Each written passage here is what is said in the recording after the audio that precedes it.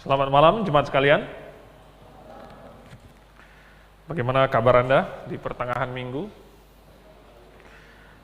Hujannya sudah makin sering. Bagi yang berdoa untuk hujan berkat ini harusnya senang. Oke, mari kita berdoa dulu sebelum kita merenungkan firman Tuhan. Bapa di surga, terima kasih pada malam hari ini. Kami berkumpul, nanti kami akan berdoa secara jemaat, tapi sebelum itu kami mau merenungkan firman Tuhan. Dan kami tahu bahwa firman yang hidup, berkuasa untuk mengubah hidup kami.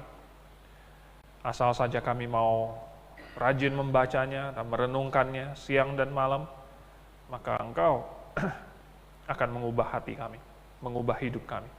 Oleh sebab itu, biarlah pembelajaran kami pada malam hari ini tidak akan sia-sia. Kami berdoa dalam nama Tuhan Yesus. Amin. Mari kita buka Alkitab di dalam kitab yang pertama di dalam Alkitab, kitab Kejadian. Kita akan baca pasal yang ke-19.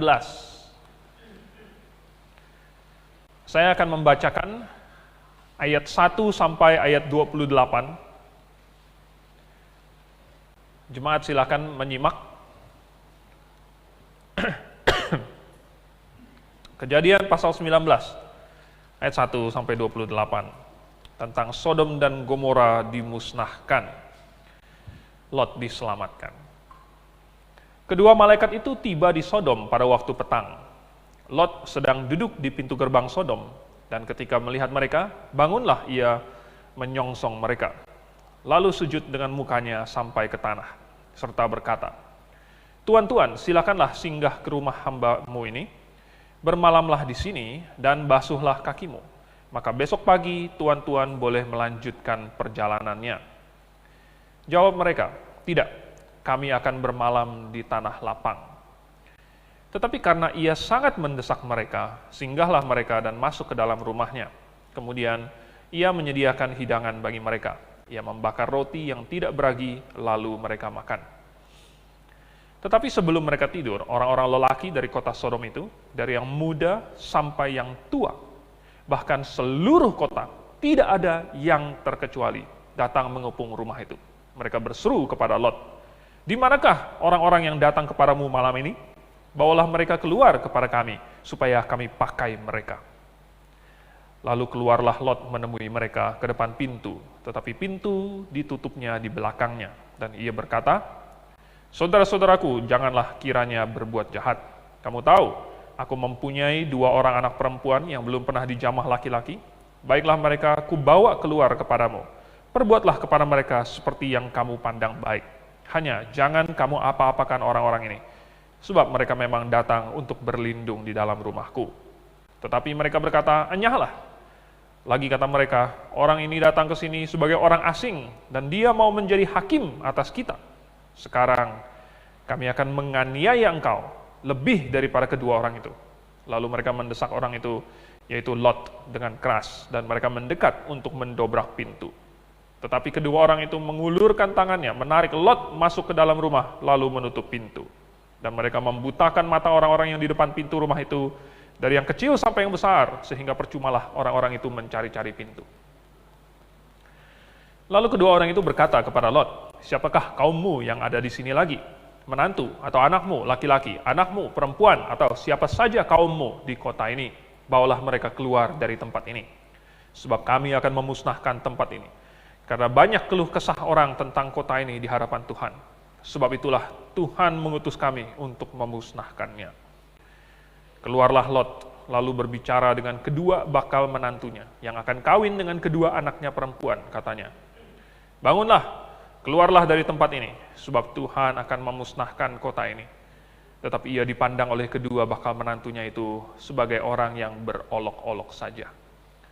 Ketika fajar telah menyingsing, kedua malaikat itu mendesak Lot supaya bersegera, katanya, "Bangunlah, bawalah istrimu dan kedua anakmu yang ada di sini, supaya engkau jangan mati lenyap karena kedurjanaan kota ini."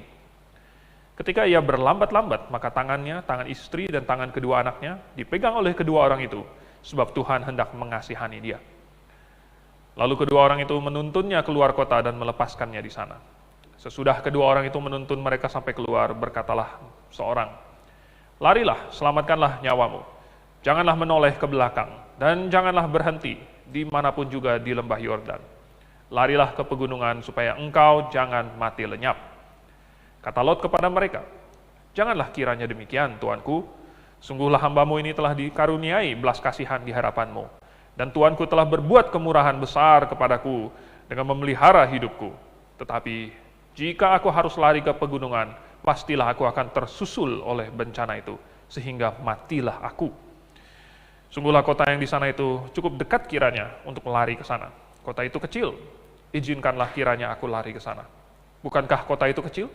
Jika demikian nyawaku akan terpelihara." Sahut malaikat itu kepadanya, "Baiklah, dalam hal ini pun permintaanmu akan kuterima dengan baik, yakni kota yang telah kau sebut itu tidak akan kutunggang balikan. Cepatlah, larilah ke sana, sebab aku tidak dapat berbuat apa-apa sebelum engkau sampai ke sana." Itulah sebabnya nama kota itu disebut Zoar. Matahari telah terbit menyinari bumi ketika Lot tiba di Zoar. Kemudian Tuhan menurunkan hujan belerang dan api atas Sodom dan Gomora, berasal dari Tuhan dari langit. Dan ditunggang balikannya lah kota-kota itu, dan lembah Yordan, dan semua penduduk kota-kota serta tumbuh-tumbuhan di tanah. Tetapi istri Lot yang berjalan mengikutinya, menoleh ke belakang, lalu menjadi tiang garam. Ketika Abraham pagi-pagi pergi ke tempat ia berdiri di hadapan Tuhan itu, dan memandang ke arah Sodom dan Gomora, serta ke seluruh tanah lembah Yordan, maka dilihatnya lah asap dari bumi membubung ke atas sebagai asap dari dapur peleburan. Demikianlah pada waktu Allah memusnahkan kota-kota di lembah Yordan dan menunggang balikan kota-kota kediaman Lot.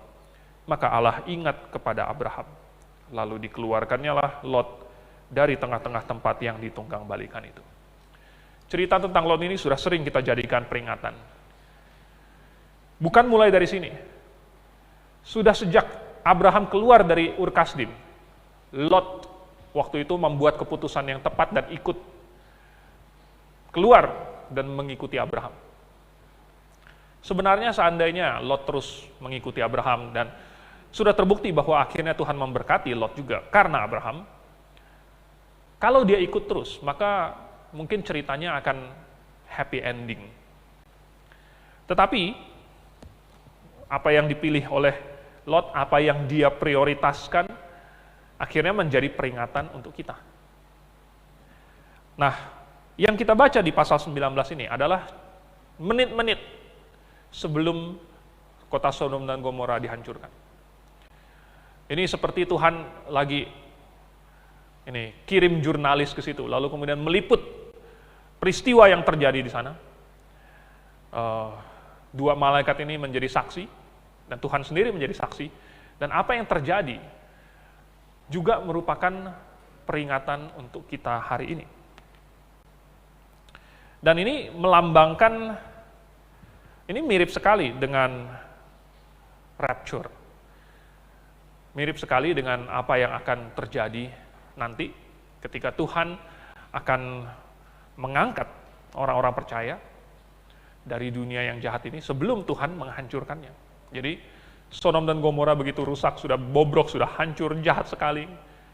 Dan itu melambangkan dunia ini, dan tidak diragukan lagi, ya walaupun Tuhan sudah berjanji tidak akan melenyapkan bumi dengan air bah lagi, bukan berarti bumi tidak jahat lagi. Ya, bumi ya makin lama makin jahat, dan bahkan layak untuk dimusnahkan. Hanya saja Tuhan menunggu waktu yang tepat. Dan mungkin memusnahkannya bukan dengan air bah lagi, tetapi ada banyak malapetaka lain yang akan Tuhan pakai. Dan Sodom dan Gomora dengan sangat mirip sekali menggambarkan itu. Lot di sisi yang lain menggambarkan orang percaya. Dan ya, Lot ini adalah dikatakan orang benar dan hatinya tersiksa di situ. Ya mungkin ini sedikit menggambarkan bagaimana orang percaya hari ini dengan ditekan, ya, dunia ini ditekan dari segala sisi, juga merasakan ketidaknyamanan, sehingga kita rindu untuk bertemu dengan Tuhan, untuk dipanggil oleh Tuhan. Jadi mungkin hati Lot yang benar itu tersiksa di situ. Lalu kemudian caranya juga ini mirip, yaitu Lot dan keluarganya ditarik keluar dan dikeluarkan dari Sodom tanpa sepengetahuan penduduknya. Kalau kalian ingat tadi kita baca, penduduknya dibutakan, matanya dibutakan, sehingga mereka tidak bisa melihat. Sebenarnya ini mirip sekali dengan orang-orang dunia ini, yang matanya buta secara rohani dan tidak bisa melihat hal-hal rohani. Jadi, Tuhan nanti akan mengambil orang-orangnya, umatnya, dan itu dengan cara yang tidak bisa diketahui. Jadi, makanya dikatakan bahwa Lot ini dikeluarkan dari Sodom dan Gomora. Ini seperti menceritakan nanti Tuhan akan merapture orang-orang percaya pada saat nanti sangkakala berbunyi. Jadi, ini merupakan suatu peringatan. Peringatan untuk siapa? Pertama, ini adalah peringatan untuk orang-orang Kristen yang mungkin punya ya sudah diselamatkan, punya kepastian masuk surga, tetapi mungkin membuat kompromi untuk mungkin memprioritaskan materi, mungkin untuk mengejar hal-hal yang duniawi, atau apa? Mungkin sama seperti Lot. Lot, dia punya prioritas, dia punya keinginan, dia punya ambisi. Waktu dia bertengkar dengan Abraham, atau setidaknya hamba-hambanya yang bertengkar dengan hamba-hamba Abraham, lalu kemudian dia diberikan pilihan, dia melayangkan pandangannya. Lalu apa yang dia lihat? Oh, lembah Yordan yang banyak airnya, subur, makmur, dan dia membuat prioritas. Oke, saya mau ini. Tetapi, karena dia punya prioritas itu dan dia membuat pilihan, ada kompromi yang harus dia lakukan juga, yang harus dia buat juga. Nah, mungkin orang Kristen hari ini juga, kita kan hidup di dunia ini, walaupun kewarganegaraan kita adalah kewarganegaraan surga, tetapi kita masih hidup di dunia ini. Nah, tentu kita hidup di dunia ini, kita masih hidup seperti manusia lainnya. Tetapi, apakah yang kita prioritaskan? Apakah ada kompromi-kompromi yang harus kita buat demi hal-hal duniawi? Nah, peringatan dari cerita Lot ini sungguh menohok ya. Dan Lot ini selalu dijadikan cerita negatif. Ya, tuh lihat kan? Ya, tuh lihat Lot, dia bikin salah keputusan. Hari ini kita memang butuh contoh-contoh negatif ini juga. Saya ingat dari kecil orang tua saya selalu jadikan tukang sampah sebagai contoh negatif.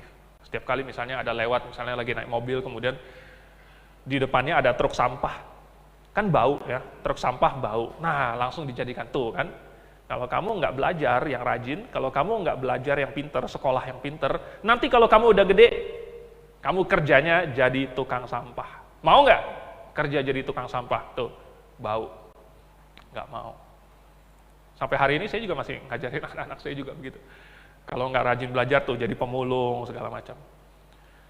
Jadi Lot di sini Tuhan jadikan contoh tuh, jangan seperti Lot. Lot bikin keputusan yang salah. Lot berkompromi. Tapi lihat akibatnya. Ujung dari kompromi yang Lot bikin. Ini. Kemudian peringatan ini juga adalah untuk orang-orang Kristen yang punya keluarga atau orang yang dia kasihi, yang belum diselamatkan. Kita tahu bahwa cerita Lot ini sangat mungkin anak-anaknya, dia punya 4 orang putri, istrinya sendiri, kemungkinan tidak diselamatkan. Ya memang cerita ini tidak persis sama seperti rapture. Ya. Hanya Lot sendiri yang diselamatkan. Walaupun sekeluarga dibawa keluar, hampir seluruh keluarga dibawa keluar, tetapi hanya Lot sendiri yang benar-benar orang benar. Tetapi ini adalah peringatan. Nih ya, lihat kan, Lot walaupun dia orang benar, tapi dia masih punya putri, menantu bahkan, dia punya istri, tidak dibawa keluar. Padahal itu keluarga, itu orang yang dia kasihi. Dia sudah berusaha untuk, sudah diperingatkan sama malaikat, ayo bawa mereka keluar. Tetapi tidak mampu. Tidak mampu. Dan mungkin apa yang ada di pikiran Lot ketika istrinya menoleh ke belakang, lalu kemudian menjadi tiang garam. Dan mungkin Lot sendiri tidak berani menoleh ke belakang. Mungkin sambil pegangan tangan istrinya itu, dia merasakan bahwa tangan istrinya sudah berubah. Tapi dia tidak berani menoleh ke belakang. Bayangkan.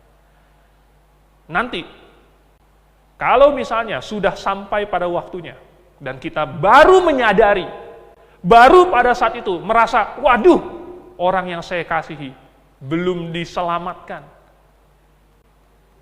Mungkin perasaan kita sama seperti Lot pada waktu itu. Jangan-jangan waktu itu nanti sudah terlambat. Kadang-kadang kalau ke rumah duka, pertanyaan yang selalu muncul tetapi sulit ditanyakan adalah, sudah percaya Tuhan atau belum? Almarhum ini sudah percaya Tuhan atau belum? Dan ini menentukan segala-galanya. Apakah kita bisa menghibur atau tidak? Penghiburan macam apa yang bisa kita ucapkan kepada keluarganya? Jadi, peringatan ini adalah untuk kita yang punya keluarga, yang mungkin belum diselamatkan. Oke. Kemudian ini juga peringatan untuk siapa? Untuk orang yang belum diselamatkan, ya jelas. Ya. Ini peringatan untuk orang yang belum diselamatkan. Tentu, yang paling butuh peringatan ini adalah mereka yang belum membuat keputusan. Ya, mungkin anak-anak Lot, istri Lot mungkin pikir, ini kan ada Lot, orang benar. Bayangkan, suami saya, papa saya, begitu benar, begitu baik, begitu saleh, begitu setia. Masakan kami, masakan kita tidak diselamatkan. Tetapi, lahir di dalam keluarga Kristen tidak menjamin orang masuk surga. Ada satu teologi yang aneh sekali, yang berkata bahwa anak-anak dari pasangan yang percaya Tuhan, kalau dibaptis, pasti masuk surga. Jadi seolah-olah, kalau orang suami istri sudah diselamatkan, lalu kemudian punya anak, itu nanti masuk surga. Tapi kalau suami istrinya bukan orang yang pasangan yang sudah diselamatkan, anaknya nanti masuk neraka. Waduh, tidak pernah kita temukan ini di dalam Alkitab. Setiap orang bukan diselamatkan, bukan masuk surga, berdasarkan iman orang tuanya, tidak ada. Nggak ada. Atau iman pasangannya, atau siapanya, kerabatnya, temannya, tidak. Semua manusia harus membuat keputusan bagi dirinya sendiri. Jadi, kalau keluarga bukan menjamin kepastian masuk surga, demikian juga jadi anak panti asuhan karena kasih. Menjadi anak panti asuhan karena kasih, walaupun punya banyak sekali keuntungan, ya. Dan keuntungan di sini yang saya maksud bukan cuma dapat McD, bukan cuma dapat donat dan roti,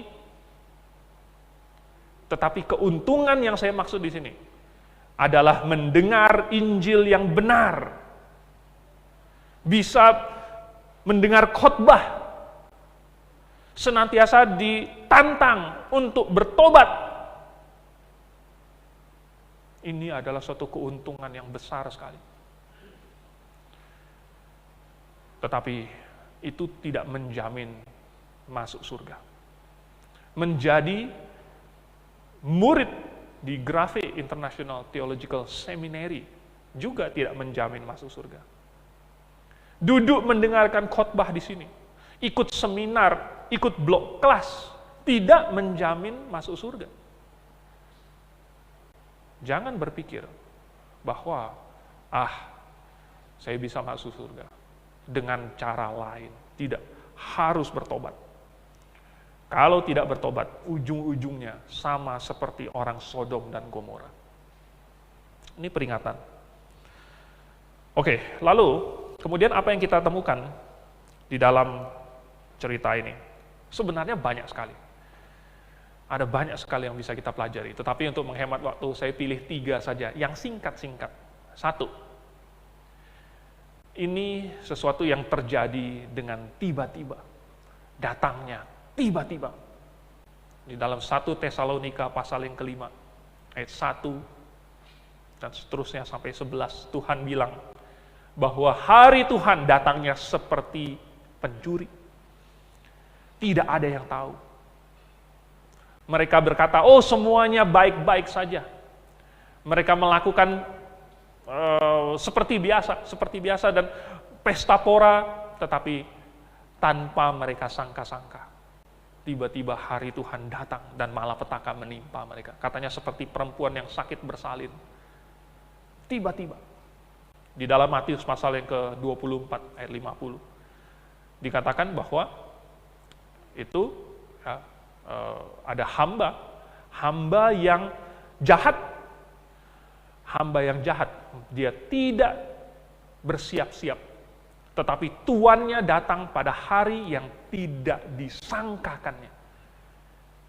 Dia tidak mengira. Mungkin hamba itu pikir, tuan saya masih lama. Tuan saya masih banyak urusan. Tuan saya belum siap. Masih lama. Tetapi pada saat dia tidak menduganya, tiba-tiba datang. Nah, ini si Lot, ya kan? Lot kan orang benar, jadi harusnya sudah siap-siap dong. Benar nggak? Mungkin. Ya. Bisa jadi, sangat mungkin Lot sebenarnya sudah tahu kok bahwa Sodom dan Gomora ini jahat. Tuhan saja bilang bahwa keluh kesah orang tentang kota Sodom dan Gomora telah sampai kepadaku. Tuhan yang begitu jauh saja sudah dengar, apalagi Lot yang tinggal di situ, ya kan? Masa Lot nggak tahu? Lot tahu kota Sodom dan Gomora jahat sekali, dan mungkin Lot sendiri tahu ada kemungkinan bahwa Tuhan akan menghukum Sodom dan Gomora. Mungkin Lot nggak tahu apakah cara Tuhan hukumnya itu pakai apa gitu ya, pakai gempa bumi kah, atau mungkin dia tidak menduga bahwa akan turunkan hujan belerang dan api. Tetapi mungkin dia tahu bahwa hukuman Tuhan pasti akan jatuh atas kota Sodom dan Gomora. Walaupun dia tahu ini, dia tetap tinggal di situ. Kenapa? Kenapa ya? Mungkin Lot berpikir, masih ada waktu. Masih ada waktu untuk mengumpulkan harta. Tanggung, saya sudah di sini. Saya sudah di dekat Sodom di sini. Saya sudah diterima oleh orang Sodom. Saya sudah mengumpulkan, saya punya relasi. Saya sudah kaya di sini. Mungkin ada waktu. Mungkin ada waktu untuk mengumpulkan lebih banyak harta lagi. Mungkin ada waktu untuk misalnya meyakinkan istri saya, mungkin dia mau pergi. Ada waktu, masih ada waktu untuk meyakinkan anak-anak saya, meyakinkan menantu saya. Nanti kalau saya sudah meyakinkan mereka, saya akan keluar dari Sodom. Mungkin itu yang dia pikirkan. Nggak tahu juga apa yang ditunggu oleh Lot. Jelas, Lot pada waktu itu berjaga-jaga. Tahu dari mana? Karena dia duduk di pintu gerbang. Dan ketika dia melihat 2 orang ini datang, Lot langsung berlari menyambut mereka. Dan suruh mereka datang ke rumahnya. Jadi Lot tahu, kalau 2 orang ini, nomor 1 dia tahu 2 orang ini spesial. Lalu dia tahu juga bahwa kalau 2 orang ini masuk ke dalam kota, lalu kemudian bermalam di tengah kota, habislah.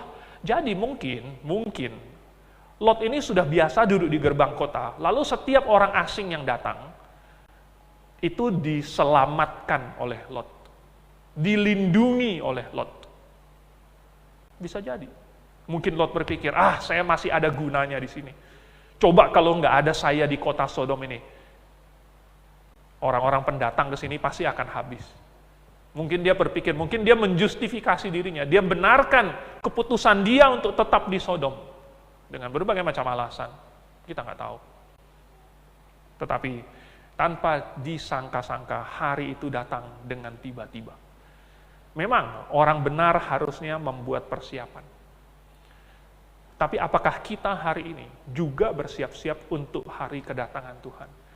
Atau barangkali mungkin bukan kedatangan Tuhan. Karena kita tidak tahu kapan kita akan mati. Kematian kita pun bisa datang tiba-tiba. Tidak semua orang itu dikasih surat bahwa kamu akan mati tanggal sekian. Dan sudah dikasih tahu, kamu punya waktu berapa. Tidak semua orang seperti itu. Tetapi waktu kita bisa habis secara tiba-tiba. Persiapan apa yang kita buat. Kemudian yang kedua, apa yang kita pelajari di sini? Yaitu kalau kita dipanggil, kalau nanti sangkakala berbunyi, maka semua yang di bumi ini akan ditinggalkan. Istri Lot meninggalkan semua dengan terpaksa. Ya, mungkin Lot meninggalkan dengan ya udahlah relakan saja, ikhlas. Lot bisa ikhlas, tetapi istrinya nggak bisa ikhlas. Istrinya nggak bisa meninggalkan itu semua, makanya dia menoleh ke belakang.